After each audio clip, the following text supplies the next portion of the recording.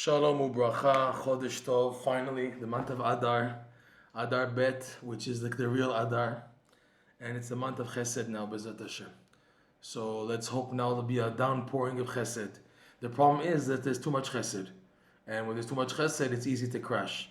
And the crashes we go through in the month of Adar and Nisan and Iyar and Sivan are crashes due to a lot of influx of Chesed, and we can't handle it. As opposed to the months of Rachamim, which is Elul, Tishrei, Cheshvan, Kislev, everything is more balanced. So even with the Chesed coming down, we can manage it. But here, there's a lot of light coming, and people complain more of their ups and downs. They can't handle it because there's a lot of Chesed coming down. It's not because it's bad. It's because we're just not built for it. B'ezrat Hashem. All right, 2 jokes. We have to start off with 2 jokes because it's it's the month of Simcha, and we all need a boost. First joke. What's faster? The speed of light or the speed of sound? Do you know? What's faster in science? Speed of light. Light is faster than sound, okay? What's the only country in the world where the speed of sound is faster than the speed of light? Israel. Why? Because the taxi drivers, they start honking before the light turns green. That's joke number 1. Joke number 2. Joke number 2. I hope that was a good joke. All right, number 2. There was a Baal Tshuva here in Israel who was going to get married, and he had to go collecting tzedakah in America, to go schnorring for his wedding, and he didn't know how to do it. He's a Baal Tshuva, he's fresh, he doesn't know how to do it. So he goes to Rosh Shiva and he says, how do I do this? Where do I go? I don't know what to do. He says, listen, it's very easy. You go to Borough Park, and you tell them, Ich bin ein Einikel von Baal Shem Tov. I'm a descendant of the Baal Shem Tov. You get to Lakewood, you tell them, I'm a grandson of Rav Chaim Kanievsky. You get to 5 Towns, Woodmere, the Young Israel Modern Orthodox, you tell them, I'm a Ger Tzedek, I'm a convert. Great. So he buys a ticket, he gets to Newark, the driver picks him up, and he takes him where? Crown Heights, Chabad. He wasn't prepared for Chabad. He knocks on the door, the first door. The Chabad guy opens the door, and he's wearing a Litvish hat, a Hasidish capote, and the Yechia Donenu ultraviolet kippa, whatever. So he doesn't know what to tell him. So the Baal Tshuva says to the Chabad guy, listen, on my father's side, I'm an Enikul of the Baal Shem Tov. On my mother's side, I'm a descendant of Chaim Kanievsky, and I'm a Ger Tzedek. Okay, fine. All right, listen, before we continue where we left off, and we have a lot to talk about, we want to connect the story and the miracle of Purim with this lesson 24, because this lesson is so huge, and Purim is so huge, okay? So let's take a piece from the Megillat Esther. In Megillat Esther, Haman gets angry at Mordechai. He wants to kill Mordechai because he doesn't bow down to him.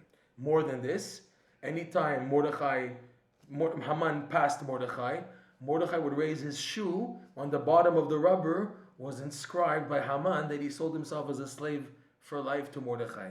Because the Midrash says that there was a war, and they were both sent out in the same battalion, and there was a situation where Mordechai had bread and Haman didn't, and Haman begged Mordechai for bread, and he wouldn't give him the bread until he sold himself as a slave, right? Okay?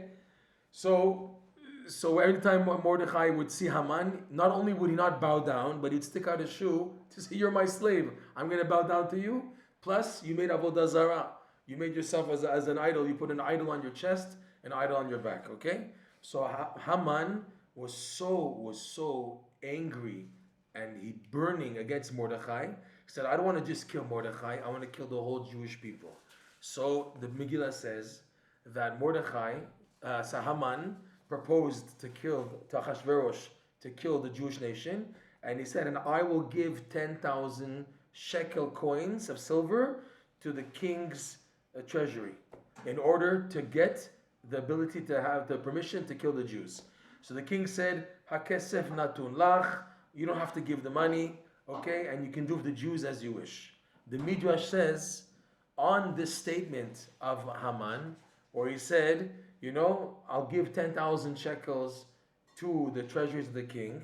So the Midrash says that the heavenly court said, when Haman made this statement, the heavenly court said, Rasha, kvar kidmu shiklehem lishkalecha. You wicked Haman, you wicked person, their shkalim, the shkalim of the Jews, has already taken place and has already been done before, has already, what's the word in English?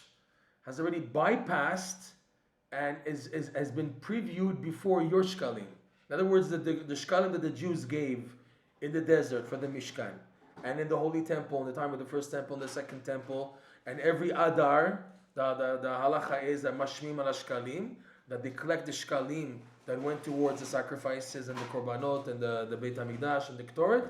Okay, so on that, the heavenly court said, when there was the destruction of the first temple, okay, you wicked person, their shkalim have come before your shkalim. The question is, why is such a big noise? You know, what is the heavenly court trying to say? You wicked person, their shkalim has taken place before your shkalim. What is it trying to say? So the point, one of the point is, we hear from this that Haman didn't just want to give money to the king, because in the end also the king didn't want the money. He wanted to do something deeper. The Midrash says he wanted to nullify the power and energy and merit of the shkalim that the Jewish people gave. That's why he said, I want to give 10,000 shkalim. The question remains, why 10,000? What's the number 10,000?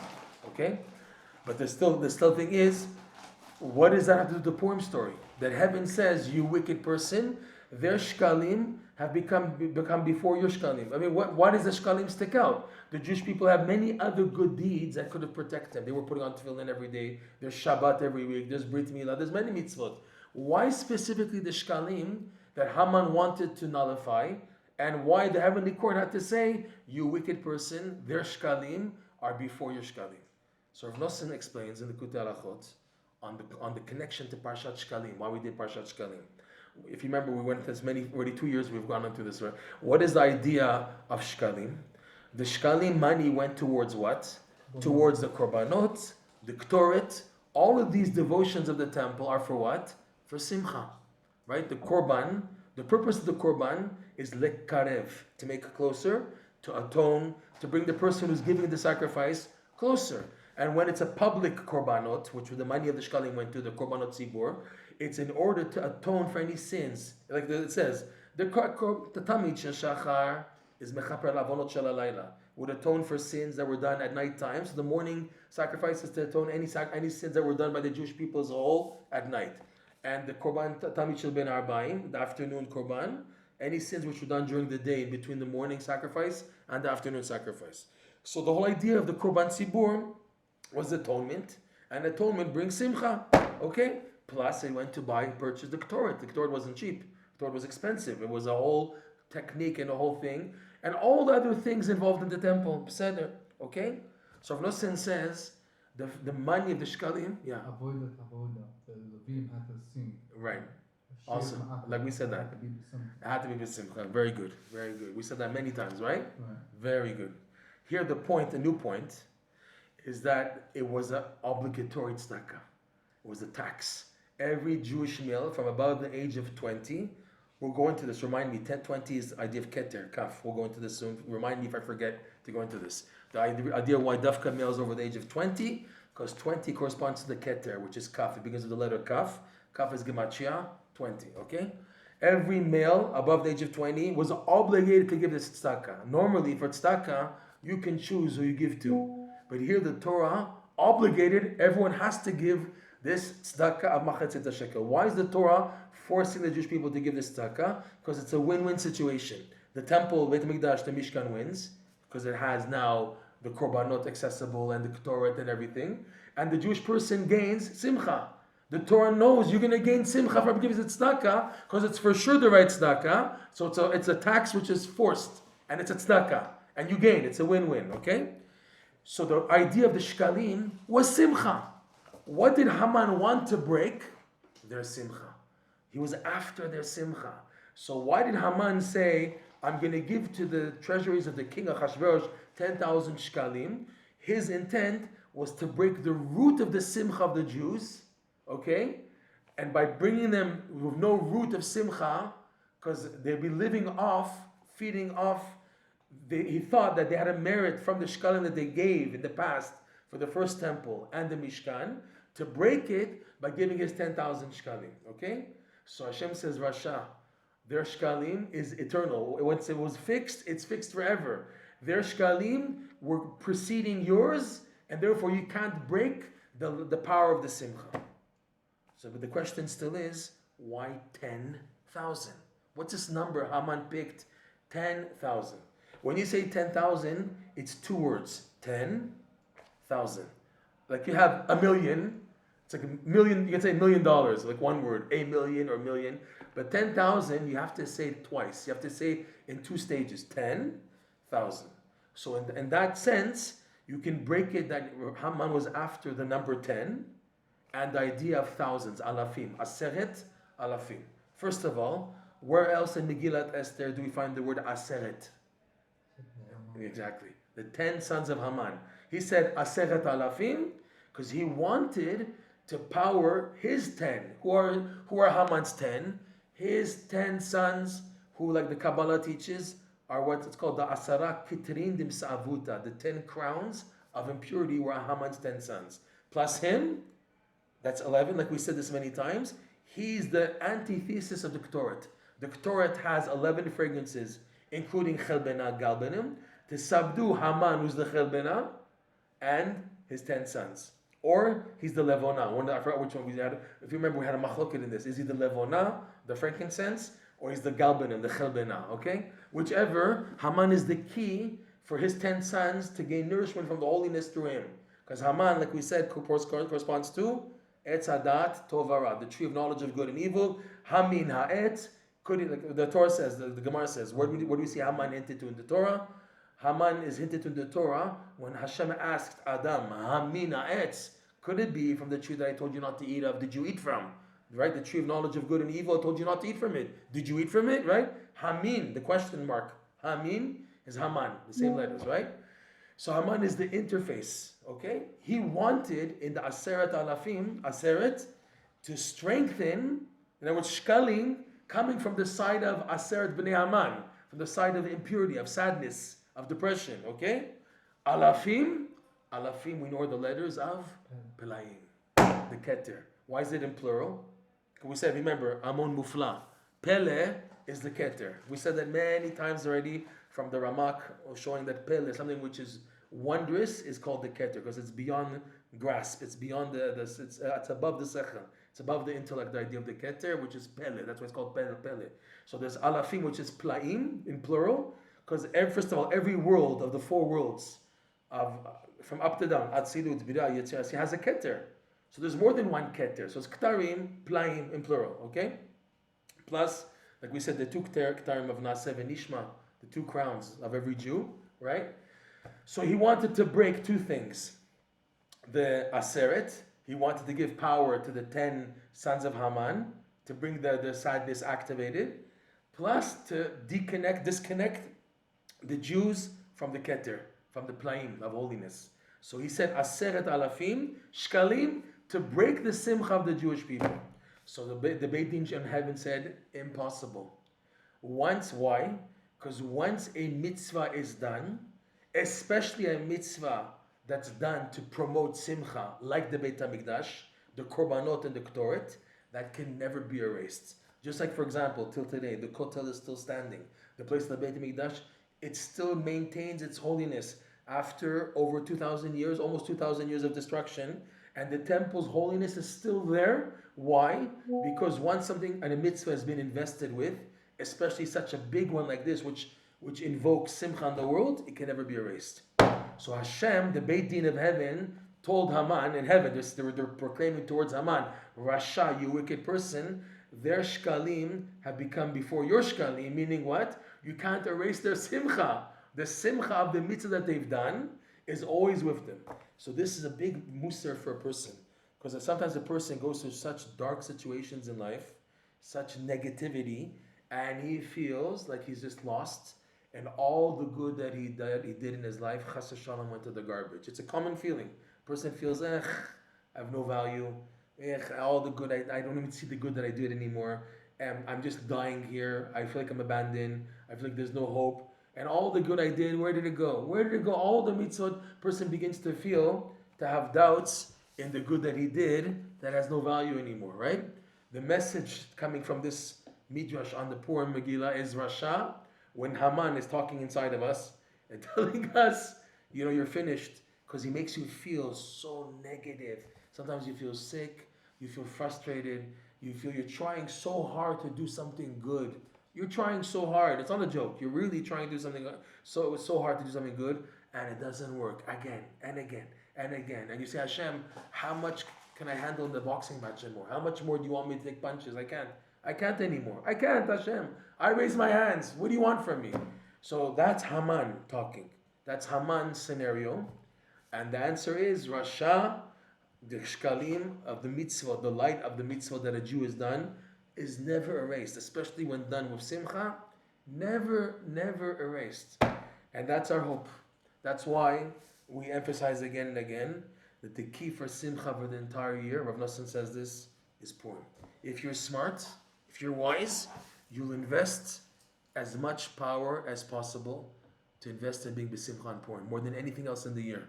They say in Breslov, even Rabbeinu's Rosh Hashanah comes from Purim. Para. Rabbeinu says from Purim is made Shabbat Para, which is afterwards. In other words, the purification of the Para Duma, which we recite after Purim, is because of Purim. Because of the Simcha of Purim, you get to Para, and Para is a prerequisite for Pesach, Korban Pesach. We do Parshat Para till today. We read the Parsha to activate some level of purity, so we can be able to do even Pesach today, even in Galut with no temple, but we can have some connection to the purity of the Korban Pesach today in Galut. Okay, so they say in Breslov, Para is Rashi Tevot Purim, Rosh Hashanah. The Rabbeinu's Rosh Hashanah comes from the Simcha of Purim. So if you're smart, you invest in Purim. What do you invest? In being happy, no matter how it turns out. Ideally, the happiness is with eating with friends and drinking and getting drunk and being merry. That's the ideal situation. But if it doesn't work out, I still would be simcha. That's the idea, that I'm working on being besimcha. Nachon, the proper means is to get drunk and to be merry with friends. I will daven for that. But I have to remember, the main thing is not to get upset if things don't work out. I'm going to maintain my simcha no matter what. That's the key. And it's nachon. It's easier said than done. But a person should know this is where to invest in. Okay. This is the first thing we wanted to talk about. Next thing. We're continuing on this pasuk where it's just so deep. We're on it for a few months already. Okay? We're reading in the end of lesson 24, paragraph 7, the final line. Vezeh, this is the meaning of the verse from Yecheskel's vision, Yecheskel chapter 3. Baruch kevod Hashem imekomo, and a recap when the angels picked up Yecheskel to bring him to a place in the diaspora to rebuke the Jews to come back. So while the angels were taking him, he said, "Vatisaini ruach va'ashma harai kol ra'ash gadol." So a spirit of the angels lifted me up, and I heard behind me kol ra'ash gadol, a voice very loud, very very big and loud, proclaiming the following statement: Baruch, blessed is kevod Hashem, the glory of Hashem, from His place. And Rabbeinu says here, what is Baruch, blessed? Ze bechinat yadayim. That this is the idea of the hands. Like we said, hands is the means for transferring bracha in the world. And the main bracha is the blessing of the intellect. The hands are like, someone pointed out something, when you put your hands on your head, it makes a keter. Did you notice that? Is that cool? It makes a keter. If you put your hands on your head, it makes a keter. The hands are the means for getting to the keter. Very nice. This is where Yitzchak Nissim Mishali's Chidush from Montreal. I have to say his name, so he gets the credit. You make a crown when you put the hands on the head. It's cool, pretty cool, huh? Okay. So Baruch is the hands. The main blessing being the blessing of the intellect. So the hands are like a kli, a vessel, through where the blessing of intellect comes down. But like we said, it's not enough. You have to join that with emunah. So that's kavod Hashem. So Baruch is the hands, which is the intellect. Kavod Hashem ze bechinat emunah. This is the idea of faith. We said kavod Hashem is like the same term kavod Hashem appears, the honor of Hashem appears at the receiving of the Torah Har Sinai. It says that the mountain of Sinai was covered with a cloud, which was the kavod Hashem. The verse says itself that the Anan, the cloud covering the Mount Sinai, was the glory of Hashem. What does that mean? That just as the clouds showing the glory of Hashem. What does it mean to show the glory of Hashem? That it's showing like, hey, you can't go past this. This this is a separation. And number two, a cloud, you can't see through it. It's like you're entering the unknown domain. And it says, Moshe nigash el arafel. Moshe went into the first stage of the cloud called arafel, eventually going into the anan, the kvod Hashem of the anan, right? It was choshech, anan, v'arafel. 3 stages Moshe Rabbeinu went into. Darkness, the cloud, and arafel. All 3 levels he went through to spend the 40 days and 40 nights on Mount Sinai to receive the Torah, okay? So what does that mean? That you don't see what's happening. All you can do is believe what's happening. I can believe. I believe. I don't know what's happening, so believe. So in this sense, we can connect the Kvod Hashem with Emunah, the glory of Hashem. He explains, the commentators explain it Kabbalistically, how Kavod is Bechinat Malchut, Melech HaKavod, and just like Malchut is Emunah, so automatically Kavod is Emunah. Okay, the commentators explain that, proving through verses that these 3 are interrelated. But how? What's the idea? How do you connect glory with Emunah? It's that you can't see past it. I have to believe it. I believe that this thing works. This is the real deal. All I can do is, and I can't understand it. Just like you need to join intellect with Emunah. And we said last week, Mi Mekomo, both of these come from the Makom. And what is Makom? Or his place? Ze Bechinat Keter. Today, we're going to focus on the concept of Makom. What's Makom? Makom translates as a place. That means this physical world is place. You have place and time. Okay? What's more physical, it's more materialistic, is place. Time, it's so passing. Every second, it's gone already. Time is something, it's an existence, but it passes by quick. But a Makom is fixed. Here, I'm in this square meter on Google Maps. They give you the coordinates of exactly where I am. Exactly where I am, doesn't matter if I'm 100 floors up or 10 floors underground. This is the same, I'm in the Makom. I'm in a place which is fixed. Okay? The second term for Makom is Hashem. Hashem is called Mekomo Shel Olam. Hashem is called the place of the world. Ve'en ha'olam Mekomo. And the world is not Hashem's place. What's going on here? We call the same term for the most physical existence, we call it place, Makom. And we call Hashem, at his highest level, he's called Mekomo Shel Olam. He is the place of the universe, of the world, and the world is not his place. That means he's above the world, he's above the place, above the existence. The existence, the world, the universe, the place, is within him. When we say Makom, the stars also have a place. Saturn, Mars, Jupiter, they also have a place, they have coordinates in space. All that is within Hashem. So what's going on? He's called Makom, place, which doesn't make sense. Why is he called place? If it's just to teach me that he's the place of the world and the world's not his place, it's a heavy word, Makom, because now you're in a sense materializing Hashem. You call him a Makom. And yet the physical world is also called Makom. It's like 2 opposites using the same word. The Makom, physical Makom, I understand. But you call him a Makom? Hashem has a place? You call him a place? We don't know. Okay? Well, what's going on? So the Kabbalah teaches like this. Makom is Gematria what? Makom, that's 40 plus Kuf 100, 140 plus Vav 6, 146 plus 40, 186. What is this number? How does it come about? So they say in the Kabbalah and the Zohar that there is a type of Gematria called Haka'ah, hitting. It's multiplication, but they call it Haka'ah. They say like this: when you take Hashem's 4-lettered ineffable name, the highest name, Yud Ke Vav Ke, which supports Haya, Hoveh, V'yeh. He was, he is, and he will be, right? It's all levels, okay? That means all existence, that's his place, plus time, Haya, Hoveh, V'yeh, in one word. It's Havaya as an existence. It's a place. Hoveh, it's Hoveh. Haya, it was, it will be, that's time. Hoveh is more related to the place. It's a place. Hoveh means a Havaya, an existence. It's like Makom. But haya and yiyeh, past, he was and will be, that's time. So it's one word, Yud Ke Vav Ke, which has in it the whole encompassment of place and time, all existence. Okay? What's Gematria Yud Ke Vav Ke? So Yud is 10, first He is 5, then there's the Vav which is 6, and then another 5. Okay? So they say like this: if you multiply Yud Ke Vav Ke by Yud Ke Vav Ke, like this, the Yud is 10, so you multiply it by itself. 10 times 10, that's 100. And then there's the He, which is 5. You multiply it by itself. So it's 5 times 5, 25. Vav, 25. 5 times 5 is 25. No. Vav, 6. 6 times 6, 36. And then the final He, which is 5. 5 times 5, 25. Add that up. So that's 100. 25, 25. That's 50. Plus 36, 186. Okay? What in the world is going on here? Okay? Haka'ah.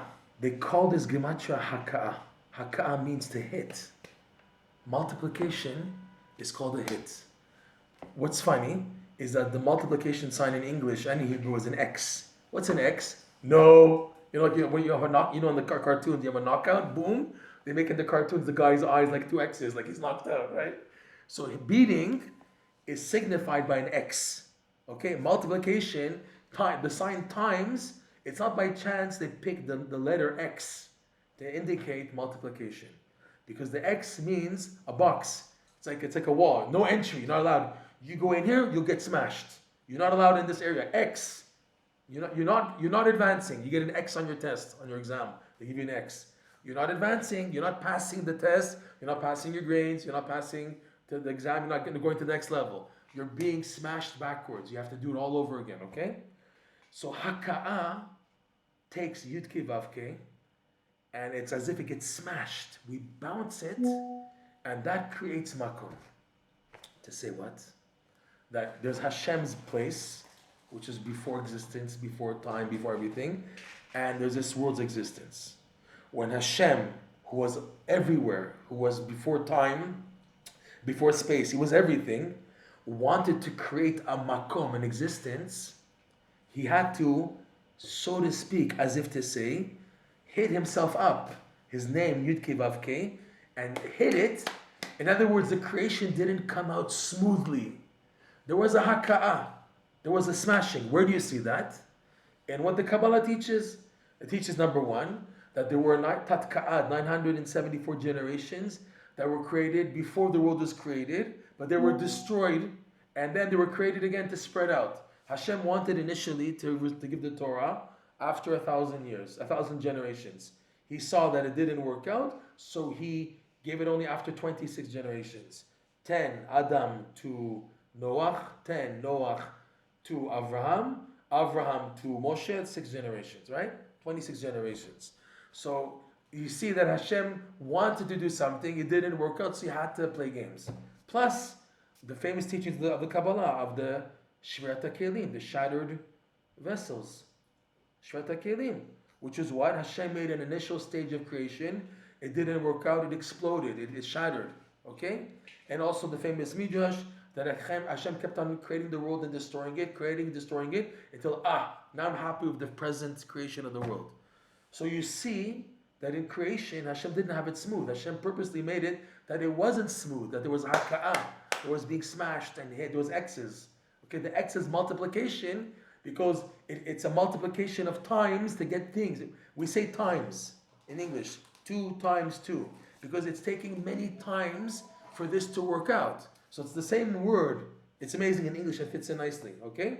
It's like multiplication is 2 times 2. And also you say, I have to do it time and time again. You have to try this again, another time. We have to keep on going to work out at another time, because that it's not smooth, okay? That was to bring from Hashem's Makom, he's called, and to this world, to this Makom. It's like a no, and then, so now the question is, I'm over here on this side of the Makom, and I want to reconnect to this Makom, okay? How's it going to be? Also through Haka'ah, some smashing. Okay? That's why we didn't go into Haka'ah yet. And coming up in paragraph 8. But already Rabbeinu gave us a prerequisite terms for Haka'ah. He said Keter means Hamten. Right? It's the Misader and Meyashev, which means to push a person back. Hey, you're going too fast. You need to take a break. You need to take time to organize, structure, and settle. Right? He said that. And you need also there Amon Mufla. You need Emunah to believe that the waiting period you're going through is really going to help you progress. Okay? All these things, we call them setbacks, is a Haka'ah. They're bouncing you back. We're going to see coming up soon. The Keter's nature is to bounce a person back. Why? On our terms, what we're saying today, the only way you can connect to the Makom, to become above the physical space, to connect to the real space of the existence, which is Hashem, you have to get smashed. You have to have X's, multiplication. You get from Yud Ke Vav Ke, which is within you, so to speak, in your Torah performance and study and emunah and prayer and mitzvot. So the Yud Ke Vav Ke that you possess inside of you, you know, a Jew has inside himself Yud Ke Vav Ke in many ways. On how the tefillin are wrapped, on the shape of the organs is also Yud Ke Vav Ke. I can't go into this so much because I don't remember the details. Ben Ish Chai says when giving tzedakah, you have Yud Ke Vav Ke. You have the coin is the Yud, the giver's 5 fingers is Yehei, the extended arm of the receiver is Vav, and his 5 fingers is Hey. You have Yud Ke Vav Ke in doing tzedakah, in the hands, okay? There's a lot of representation of Hashem's Yud Ke Vav Ke in us. But when we want to connect our Yud Ke Vav Ke to its roots, to come back to the Makom, it has to come through Haka'ah, which is the term for multiplication.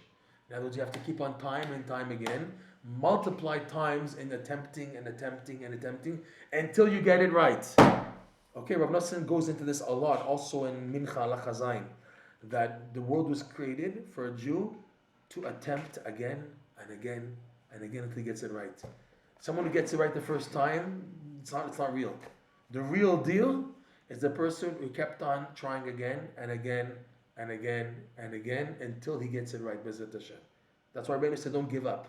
Because the whole thing is you have to keep on trying again and again and again. And you say to yourself, like we said at the beginning of the class, it's futile. Hashem, I feel like I'm getting nowhere in life. I feel I'm not changing for days, weeks, months, years. It's just getting worse. Not only is it not getting better, I feel it's getting worse. And he warns us on that, don't give up.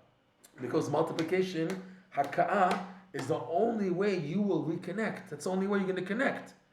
That's what Hashem used from up to down, from creation to us. The beginning of creation to us was Haka'ah, that he attempted and failure. Shreta Kelim, the shattering of the vessels, okay? And then also all these other things, like we said, all that was multiplication on Hashem's side. Now to reconnect, you also have to go through that mabul, that flood, that crazy maze and haze in order to connect from where you are to him. Okay? So this is the idea of Makom. Why he's introducing for the first time Makom as Keter. He said Mekomo ze bechinat Keter. Because the Keter is the wall that's bouncing you back to connect to the Makom. You want to get to 186? You want to get to the Makom, the real true Makom Hashem? So it's going to be through multiplication. It's going to be Haka'ah. Multiplication is Haka'ah. That's how you get to there. So now, the Arizal says, on the word Mimekomo, it's really Makom Vav. Mimekomo also appears, it's mainly in the Kedusha of Shabbat morning.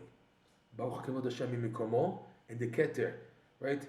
Mimikomo Yofia, we find Leilanu Barachamim, I forget the wording in the Musaf.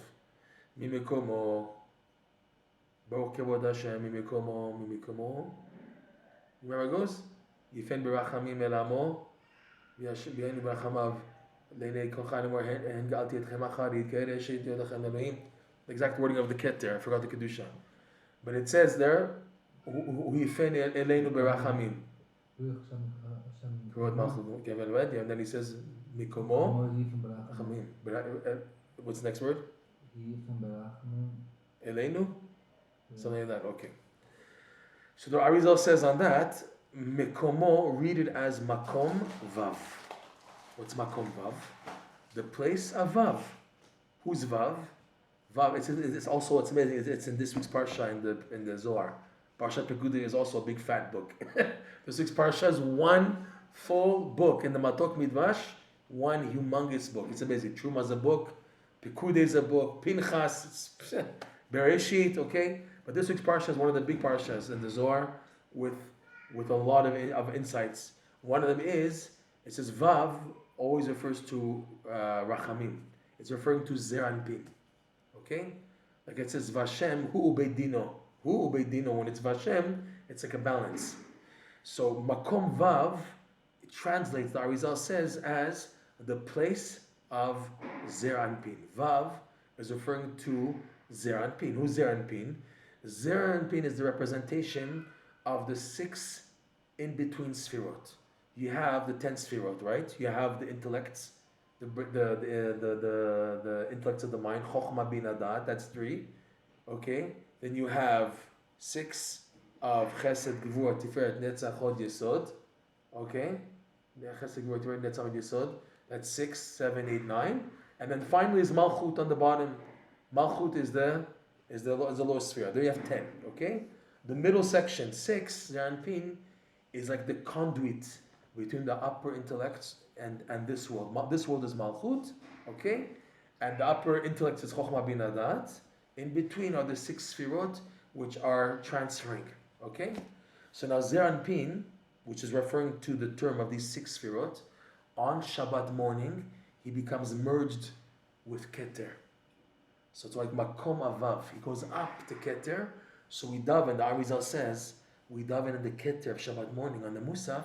Don't forget about us. You know, Azer Anpin, you went up to reconnect to the Makom. Don't stay up there because it's fun up there. It's fun to be in bliss, in connection with light, the infinite one. But we find that in Brachamim, we're referring to Azer Anpin, come back down, the sphere energy, and give us back, give us feedback that we need. Okay? So it's called the Makom Avav. On this, the Sefer HaBahir says the following analogy. Okay? We'll finish with this point. The analogy is like this. That a very respectable woman, like a duchess, came to a village. Nobody knew where she was from. They asked her, she didn't want to say anything, where she's from, nothing. And they see that she is so careful in her actions. She does good things. She does chesed. She helps other people. And she's very, very good in what she's doing. And everyone's impressed. And they ask her, the governors and the ministers and the people, where are you from? She says, I'm from my place. So people say, so may your place be blessed. Because if you are like this, and it shows from where your place is from, so that must mean the place you come must be very good also if you're so good. So may your place be blessed. So too, we have no access to the Keter. Only what we see from Zer Anpin bringing us down, all the bounty and Shefa coming down from there. So we can only say, we have no access to where you come from, where you're getting your stuff from, so may be blessed. On a practical level, the tzaddikim in a sense are called Zer Anpin. The tzaddikim, when we see stories about tzaddikim, which is just unbelievable, the miracles they performed, the Torah they revealed, and we see through the tzaddikim, we see the greatness of Hashem. Like Rabbi Nachman said about himself, from me, you can see Hashem's greatness. He says, from the Torah insights that I reveal, and the unbelievable light, and what am I? I'm just a piece of flesh and blood. And yet I'm able to reveal such amazing insights that anyone with a normal brain in their head would just flip out when they see it. From here you can see Hashem's greatness. From me and my accomplishments that I reached, I tapped into, from me you can begin to see how great Hashem is. That's the amazing point of the tzaddikim, is they show you, they tap into the greatness of Hashem. It's like people say, you guys, you breast-livers, you make such an idolatry on the tzaddikim, you make such an avodah zarah on the tzaddikim. It's just the opposite. The tzaddikim show us what a human being can reach by connecting to Hashem, and they enhance in us the fear of Hashem and the emun on Hashem. That's the greatness of the tzaddikim, okay? So it's like mimakom vav, the place of vav, the tzaddikim are also called vav. It shows they've accessed, Rav Nosson writes, the main people accessing the Keter in this world are the tzaddikim. The ones who really make the test, who passed through the test of all the ups and downs of life. Don't think that the tzaddikim didn't go through ups and downs. If you think that tzaddikim were born on top of the mountain, you're wrong. No tzaddik was born on top of the mountain. Every tzaddik killed himself to reach his level. Like I say many times, the Chafetz Chaim, you see the smiling tzaddik, fine smiling. Oh, he was such a tzaddik, he was always a tzaddik. You have no idea what he went through. No one tells the other side of the story of all the tests and trials. Rabbeinu does. Rabbi Nachman tells about himself in Shir Charan what he went through. He's open. He's open that he had tavat achila and he had problems with nashim and this and that. He had all types of difficulties, but he broke them. He said himself, he had major tavot and lusts, he said.